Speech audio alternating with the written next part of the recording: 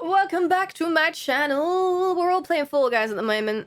Obviously, that's all I'm playing almost all day, every day. I love it so much, but some of you still haven't got a win. Now, that's probably because of your teammates, right? I mean, who else is it going to be? It's obviously your pigeon brain teammates who don't know how the seesaws work, and they don't know how any of the game modes work, and they hold you back even though you're on the same team as them. And honestly, I've seen everything. I've seen it all. There's some real questionable people playing this game. But what you can do is improve your gameplay to make sure that you're doing the best you can do to secure that win. And eventually you'll get more and more consistent, and then hopefully make it to the last round, and one of these days that win will be yours. I'm here to give you some tips and tricks that I've figured out along my journey of playing Fall Guys that should hopefully help you to become more consistent, and hopefully you'll get that crown at some point soon.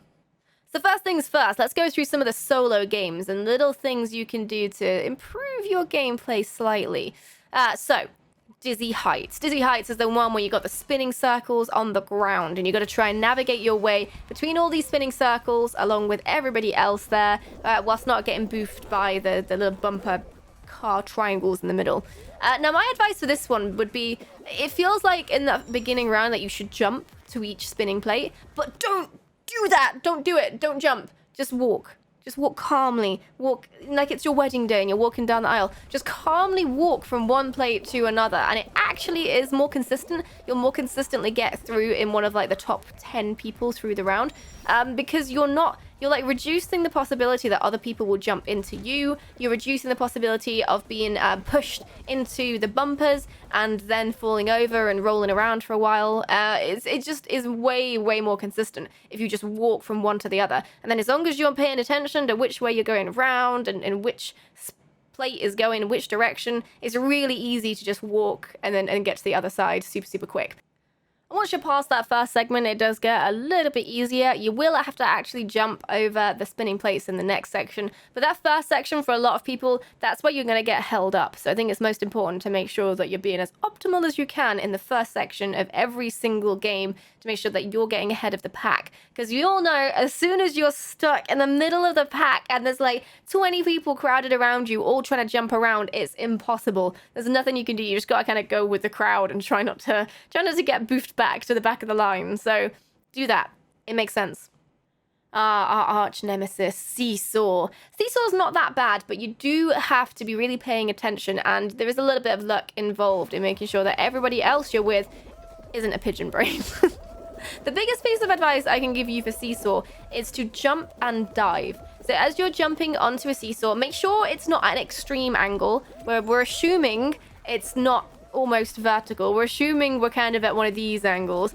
Make sure that you're jumping and then diving, because chances are, if there's a lot of people jumping, like in the first section, there's a lot of people jumping for the same one, chances are you're going to get boofed around a little bit. It gets a little bit harder to stay on your feet, and a lot of the time you get boofed right as you land, and you end up rolling and then rolling off the seesaw. It's a pain in the ass. If you jump and then you dive at the end of your jump, you're going to recover and stand up much faster, which means you've got a higher chance of surviving and moving on to the next part of the seesaw.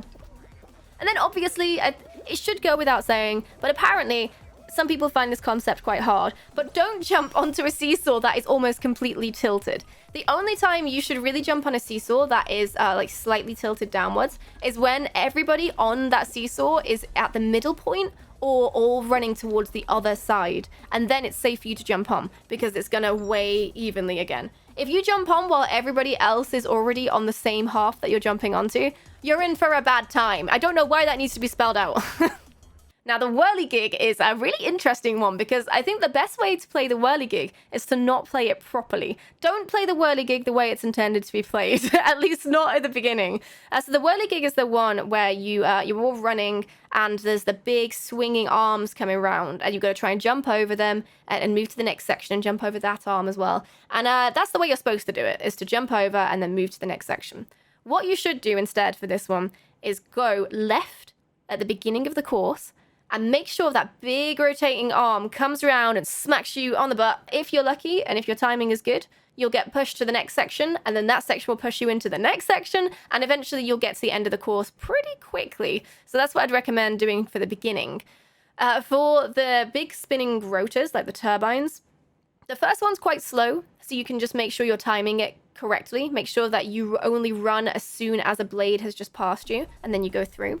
The second one, which is like the Chad rotor, where it's in the middle, you've got the big ramp going up the middle, and then the big fast rotor spinning.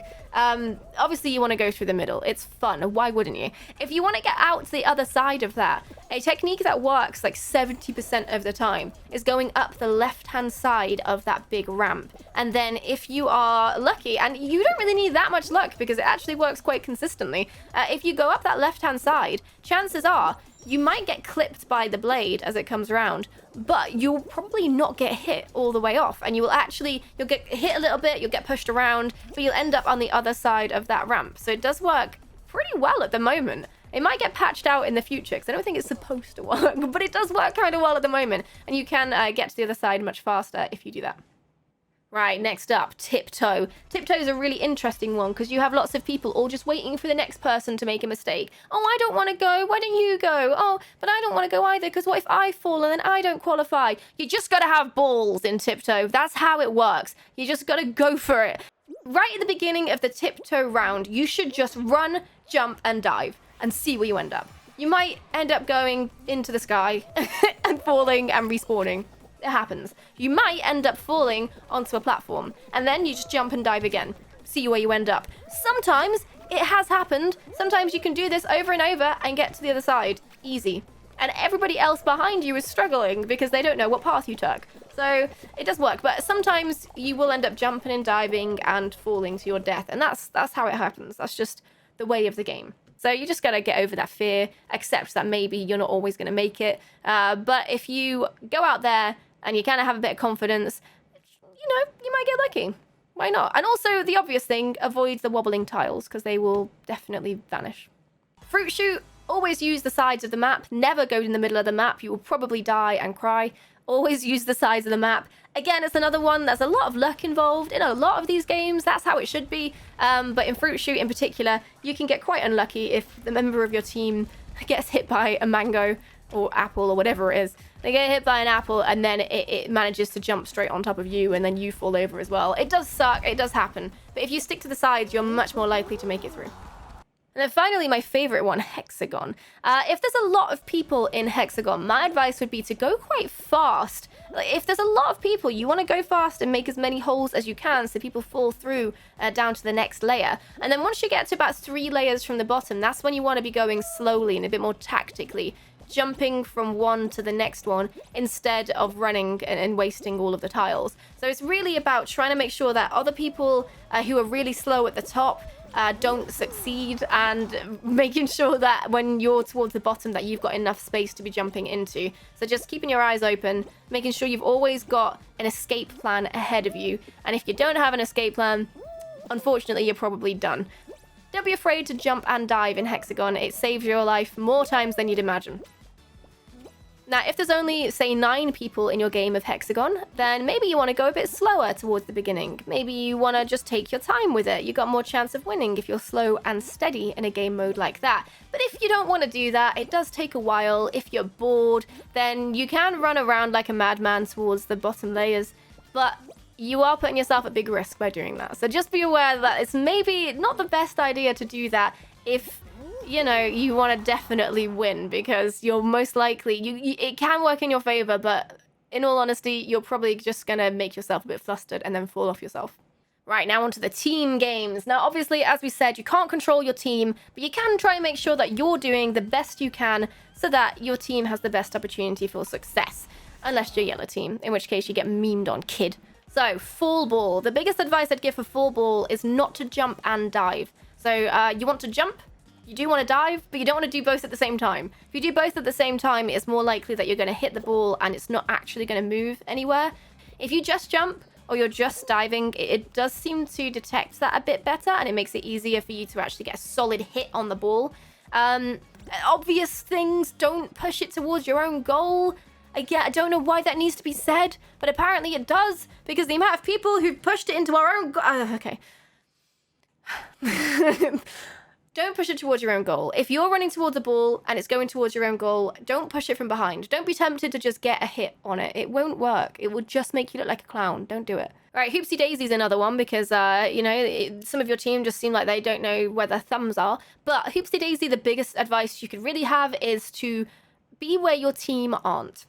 Make sure you're looking around everywhere to see where your team is. If you're on blue team and there's 3 other people in blue team all around you, move away. Get away from them. Because if you're all going for the same hoop, you're wasting your time. You all want to be separate. You all want to be going for different hoops around the map. So make sure you're always, always, always on your own. There's no team around you. And make sure that you have your own zone, your own section that you're taking care of. And just keep your eyes open. That's all it takes. Team tail tag. Tail tag is rubbish. Let's just be honest. It's rubbish. It doesn't work very well. The connections aren't good enough. You're more likely to lose your tail from someone 4 meters behind you than you are to any mistake that you've ever made. Let's face it. However, the thing that infuriates me is when I see people on team tail tag stealing their own team's tails. Don't do it. Just go and grab a tail of any of the other teams on the map. Don't grab your own team's tail. It doesn't help. You're just ruining it for your own team. Don't do it. Egg Scramble's another interesting one because Egg Scramble is one of those team game modes, there are a few of them, where the goal isn't for you to be necessarily the best, the goal is for you to not be the worst team. So that usually means that in a 3-team game, you're going to be trying to bully one team so that you secure your place in the final. And it's mean, but that is how these games work, unfortunately. So with Egg Scramble, you want to make sure that the beginning of the game is where you're prioritizing. You want to be jumping in, grabbing an egg, and yeeting it into your nest before the rest of the teams manage to grab their own eggs. If you are confident in the rest of your team, you can spend your time grabbing other teams so that they can't get any eggs for themselves. That does work quite well. If you want to be really tactical about it, you can target one team in particular. If you're blue team, for example, and your team are off putting eggs into your nest, then you can grab red team in particular and just really harass the red team so that they have a less likely chance of getting their own eggs. It's riskier though. You are better in the beginning just grabbing eggs and putting them into your nest or basket, whatever you want to call it. You also don't need to jump into that nest to put the egg in. It wastes time. You can instead wait until you're at the spinny things and then just dive in. Just make sure you're like holding the egg and then dive and release it. And then it will go into your basket without you having to actually spend the time going in and then coming back out again. Right, now Jinxed is one of the more infuriating ones because again, it seems like people just don't understand how to play. If you are Jinxed, if you have the bubbles around your midriff, your midsection, you need to go and grab members of the opposite team until all of them are Jinxed. And if your team has people who aren't Jinxed, in the end, and the other team is all Jinxed, you will win. So, often I don't trust my team. They just run around grabbing their own team because they don't seem to understand how the game mode works. So one thing you can do, and it's a bit risky, but if you don't trust your team, it's really the best thing you can do, is to go and get Jinxed yourself deliberately. So run to the other side of the map. Make sure you're in front of the person on the opposite team who's Jinxed. I'm sure they'll be delighted to grab you and pass over the curse. And then you can make sure that you're the person grabbing people. If you're confident in your ability to Jinx other people and you're not confident in your teams, it's a strat that can work out. And if you get Royal Fumble, I'm sorry, you're screwed. I don't make the rules, that's just how it is, unfortunately. So hopefully some of those tips helped you out. Let me know if they did down in the comments below. Hopefully you start getting some crowns for yourself soon. You can catch me on Twitter and Instagram as @Leah_Viathan. And you can catch me live on Twitch 5 days a week at twitch.tv/Leah. Thank you very much for watching. I hope it's been useful and I'll see you next time. Bye!